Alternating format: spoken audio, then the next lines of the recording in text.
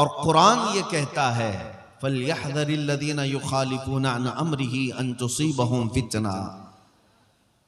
ईमान वालों को ये चाहिए कि रसूल के हुक्म की मुखालफत करने से बचें, वरना क्या होगा, अन तुसीबहुम फितना औ युसीबहुम अज़ाबुन अलीम, या फिर ये होगा कि अगर तुम रसूल के रास्ते को छोड़कर चलोगे फितने में मुब्तला हो जाओगे या दर्दनाक अजाब में गिरफ्तार हो जाओगे।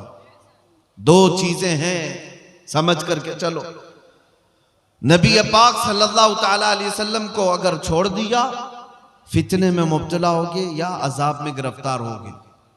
मैं एक मिसाल आपको बता देता हूं। जंगे उहद जो हुई थी, जंगे उहद इस्लाम की ये दूसरी बड़ी जंग है।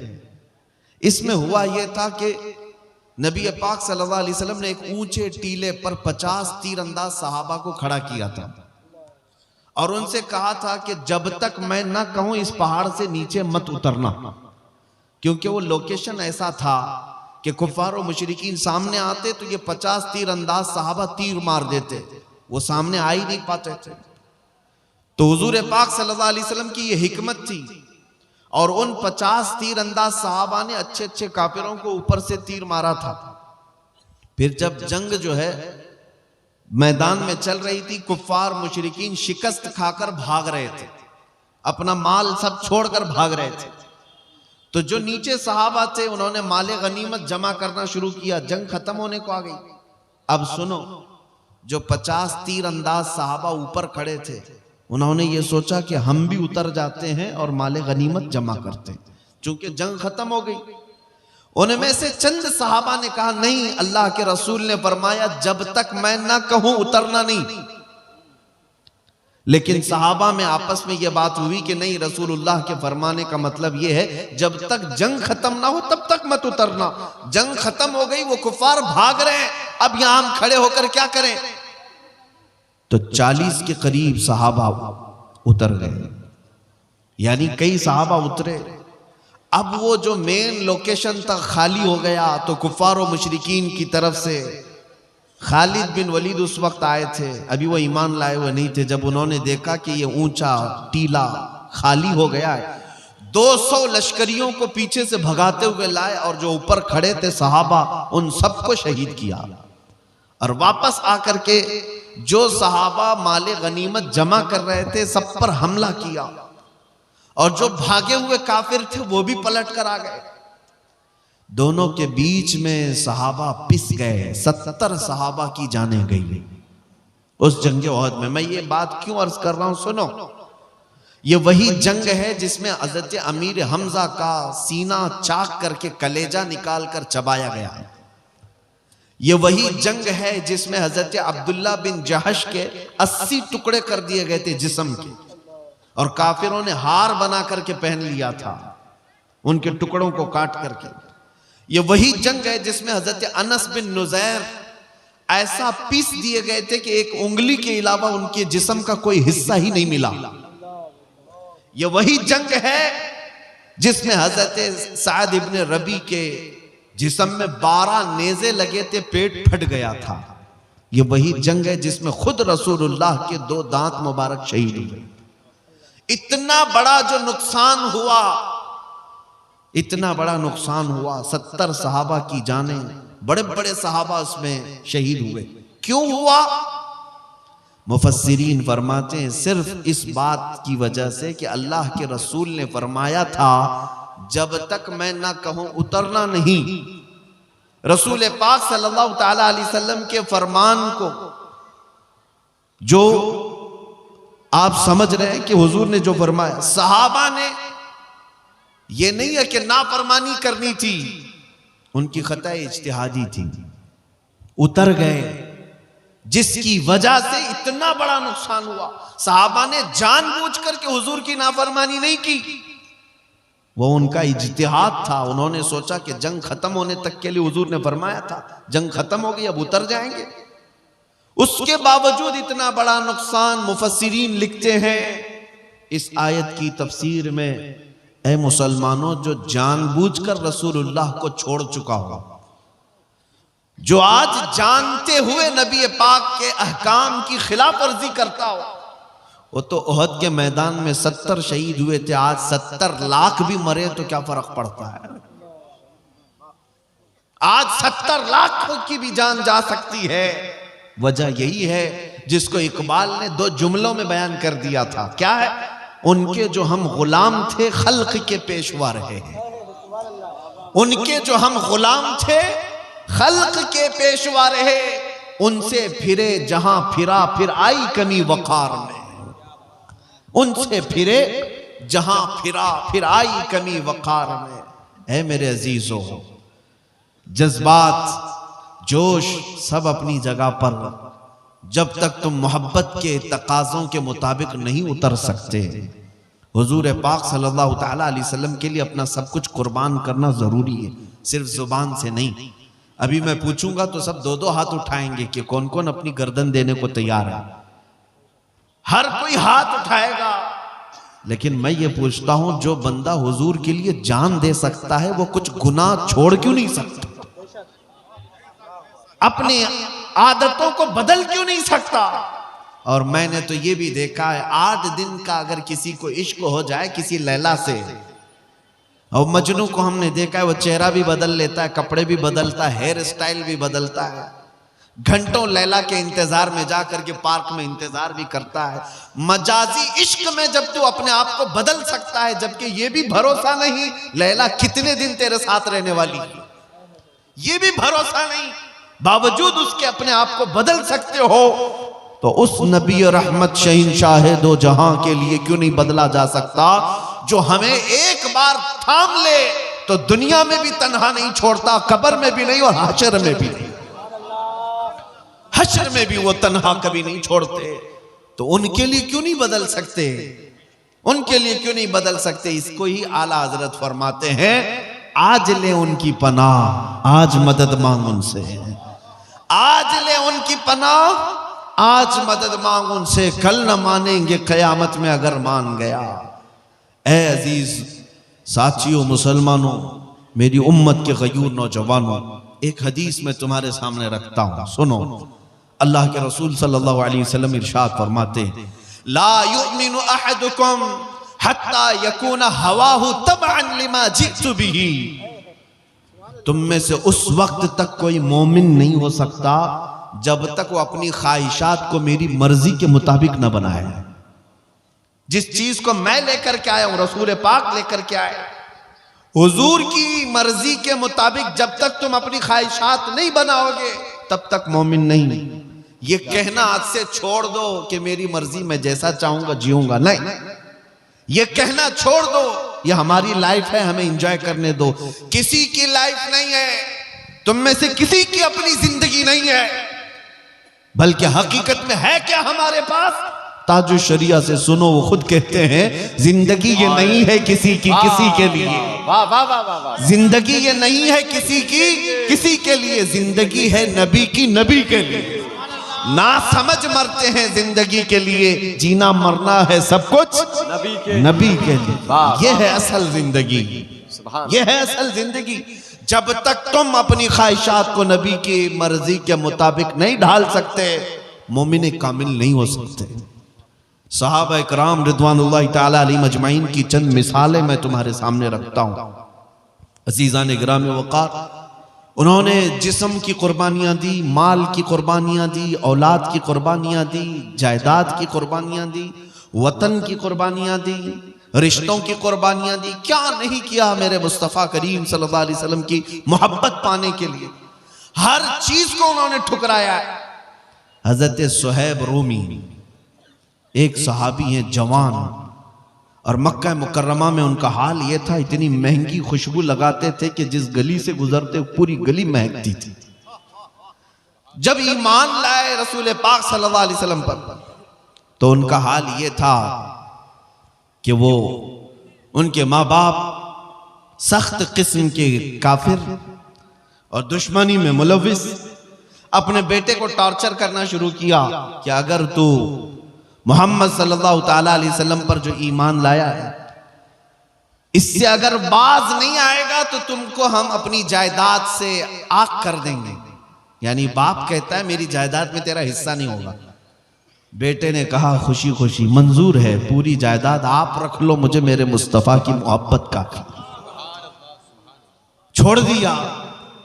यहां तक कि बाप ने कहा मेरे घर में भी तेरे लिए जगह नहीं, तू निकल जा। हजरत सुहैब निकलने लगे। सुनो मेरे अजीजों, कहा कि ठीक है तुम अपने घर पे रहो, मैं मदीने चलता हूं। मक्का से मदीने हिजरत कर रहे थे तो मां पीछे से पुकार कर कहती है बेटा तेरे जिस्म पर जो कपड़े हैं वो भी हमारी कमाई के हैं, तेरे नहीं है, वो भी उतार दे। कितने कठोर दिल थे वो लोग, कितने सख्त लोग थे। हजरत सुहैब ने वो लिबास भी उतार दिया, टाट के कपड़े पहन लिए, टाट की गोनी डाल ली, कांटे लगा लिए और चलने लगे। तब भी बस नहीं किया, बाप ने कुछ गुंडों को भेजा बीच रास्ते में हजरत सुहैब को मारने के लिए। गुंडे आए, रास्ते में इतना मारते कि उनकी नाक फट गई, खून जारी हो गया। मार मार करके थक गए। फिर पूछा आप क्या इरादा है? वो उठते हैं और लंगड़ते हुए कहते हैं मदीने जाना है, मुस्तफा करीम सल्लल्लाहु अलैहि वसल्लम के यहां जाना है। ख्वाहिशात तो ये कहती हैं कि अपने घर में रहे, ख्वाहिशात तो ये कहती हैं कि मैं अपने माल का मालिक रहूं, लेकिन ठुकरा देना सिर्फ मेरे मुस्तफा के लिए यही ईमान है, यही ईमान है। और इतने जख्मी थे, पैदल चल करके मदीने आए। सहाबा कहते हैं जब वो मदीने आ रहे थे, शाम का वक्त था, रसूल पाक सल्लल्लाहु अलैहि वसल्लम मस्जिद नबवी से बाहर आकर खड़े हैं, जैसे किसी का इस्तकबाल करने के लिए खड़े हैं। सहाबा ने पूछा या रसूल अल्लाह कोई कबीला आ रहा है, कोई वफद आ रहा है जिसका आप इंतजार कर रहे हैं? नबी पाक सल्लल्लाहु अलैहि वसल्लम ने फरमाया नहीं, मेरा एक दीवाना, मेरा एक मुहिब मेरी मोहब्बत में जख्म खाकर आ रहा है। तो सहाबा देखते हैं हजरत सुहैब आ रहे थे, जख्मी हालत, घुटने फूटे हुए हैं, नाक फटी हुई है, पूरे जिस्म में टाट के कपड़े हैं। जब वो करीब आए, नबी पाक सल्लल्लाहु अलैहि वसल्लम ने अपनी चादर उठा करके उनके जिस्म पर डाल दी, अपने सीने से लगा लिया। इतनी ही बात थी। सुनो, हजरत सुहैब कहते हैं ऐ लोगों, दुनिया में सबसे ज्यादा मोहब्बत करने वाली कोई जात है तो वो माँ होती है, सबसे ज्यादा मोहब्बत करने वाली माँ होती है। लेकिन मैं वो बंदा हूं जिससे मेरी माँ ने भी कपड़े उतार लिए, उसके बावजूद अगर मुझे किसी ने चादर पहनाया है तो ताजदार मदीना की जात। वाह वाह वाह वाह, नारे तकबीर, नारे तकबीर, नारे रिसालत, नारे रिसालत। वाह वाह वाह, मुझसे माँ से ज्यादा मोहब्बत करने वाली जात। और फिर रसूल पाक फरमाते, हजरत सुहैब कहते हैं फिर गुंडों ने कितना मारा था, मेरे बाप ने कितना माल लिया था, मेरा घर किसने हड़पा था, मुझे कुछ फिक्र नहीं। या रसूल अल्लाह, हर सितम हर मुसीबत गवारा है, बस एक बार तुम कह दो कि तू हमारा है। उनका मसलक तो यही था, हर मुसीबत हर सितम गवारा है, या रसूल अल्लाह बस एक बार कह दो कि तू हमारा है। वो सहाबा इकराम रिज़वानुल्लाहि ताला अलैहिम अजमईन ने मशक्क़तें उठाई हैं, कुर्बानियां दी, अपनी ख्वाहिशात को तर्क किया है। आज नौजवानों से मैं पूछता हूं, सारी ख्वाहिशात का बंडल तो लेकर के अपने साथ बैठे हुए हो, और फिर अगर सिर्फ हम यहां बैठ करके नारे रिसालत करें और फिर हिफ्ज़ नामूस रिसालत की बात करें, ये कैसे हो सकता है? ये कैसे हो सकता है? ये शहादत गए उल्फत में है कदम रखना। लोग आसान समझते हैं मुसलमान होना। यहां कुर्बानियां हैं, यहां पर जगह जगह तुम्हारी आजमाइशें, इम्तिहानात हैं। ऐ नौजवानों, हर चीज के लिए तैयार रहो, इसलिए कि खुदाए रब्बुल आलम, खुदाए अजीज जब्बार ने इस रोए जमीन के सबसे अच्छे दीन पर तुम्हें पैदा किया। सबसे अच्छा दीन इस्लाम, जिस पर तुम्हें अल्लाह ने पैदा किया, और इतना ही नहीं, सबसे महबूब रसूल की उम्मत में बनाया। जाहिर सी बात है, जब सबसे बड़ी दौलत तुम्हारे पास है तो उतना ही कठिन इम्तिहान भी होगा, वैसी ही आजमाइशें भी होंगी। और सबसे ज्यादा दुश्मन तुम्हारे ही होंगे, क्योंकि दौलत सबसे बड़ी तुम्हारे पास है, सबसे बड़ी दौलत तुम्हारे पास है। आप सोचते होंगे कौन हमारी दुश्मनी करता है। आज एक मसला मैं समझा देता हूं आपको, हमारे मुल्क की बात मैं खुल करके कह रहा हूं। होता है होगा इसमें न्यूज चैनल वाले भी आते होंगे, जिसको जितना मिर्च मसाला लगाना है लगाओ, मुझे उससे कुछ फर्क नहीं पड़ता। सुनो, टीवी डिबेट में आज सबसे ज्यादा मुद्दा किसको बनाया जाता है? आंख बंद करके तुम बोलोगे मुसलमान। सब न्यूज चैनल जितने भी दज्जाली मीडिया निजाम है, जब तक ये हमारा नाम लेते नहीं इनकी रोटी चलती नहीं। क्यों मियां, क्या बात है? एक तो मैंने सर्वे की रिपोर्टें देखी, मुसलमान इस मुल्क में सबसे बैकवर्ड है। इनके पास माल की कमी है, इनके पास एजुकेशन की कमी है, इनके पास सियासत नहीं, इनके पास क़यादत नहीं, इनके पास डिपार्टमेंट में लोग नहीं, इनके नेता नहीं। सब रिपोर्ट में हमने देखा, यहां तक के कई रिपोर्टें ये बताती हैं कि दलित समाज से भी नीचे आ गए मुसलमान कुछ मामलात में। इतनी बिछड़ी हुई कौम है अगर, और वो भी पूरे मुल्क में 14% है। इतनी बिछड़ी हुई कौम जिनका ढंग का एक नेता ना हो, इल्ला माशाअल्लाह, और कोई ताकत नहीं, कोई कुव्वत नहीं। फिर मैं ये पूछता हूं, सबसे ज्यादा डिस्कशन इस कौम पे क्यों होता है? जो सबसे कमजोर है, अगर सबसे ज्यादा बिछड़ी हुई है, तो फिर मुद्दा हर टीवी चैनल का यही क्यों है? सुबह से शाम तक खोलो यही बुर्का, अजान, दाढ़ी, टोपी, नमाज, मुसल्ला, मस्जिद, इसके अलावा क्या है? सब कुल मिलाकर के न्यूज का हासिल सिर्फ मुसलमान, सिर्फ मुसलमान। मैं बहुत दिनों तक ये सोचता रहा, जब इस कौम के पास कुछ है ही नहीं तो ये न्यूज चैनल में इतनी ज्यादा क्यों हाहाकार मची हुई हमारे नाम से। फिर इकबाल की बात याद आई, कुछ बात तो है, कुछ बात तो है कि मिटती नहीं हस्ती हमारी, सदियों रहा है दुश्मन दौरे ज़मा हमारा। कोई बात तो है जिसकी वजह से बहुत ज्यादा तुम टारगेट पर हो, बहुत ज्यादा निशाने पर हो। वो क्या बात है? दुनिया को पता है, शायद तुम्हें पता ना हो। दुनिया जानती है, शायद तुम नहीं जानते। हाँ, मैं मानता हूं तुम्हारे पास सियासत की कमी है, एजुकेशन की कमी है, क़यादत मफकूद है, मालो दौलत में कम हो, असर और रसूख में कम हो, मैं मानता हूं। लेकिन दुनिया को पता है ये सब कुछ इनके पास नहीं। लेकिन एक दौलत इनके पास ऐसी है कि जिस दिन वो बेदार हुई, दुनिया का जागना हराम कर कर रखेंगे। वो दौलत का नाम है इश्क मुस्तफा, जिसको इकबाल ने कहा था। यूरोप आज भी ये कहता है, ये फाका कश मौत से डरता नहीं, जरा रूह मोहम्मदी इसके बदन से निकाल दो। दुनिया इसी बात की दुश्मन है कि सब लुट गया है, लेकिन नामे मोहम्मद पर मरने का जज्बा अभी तक लुटा नहीं है।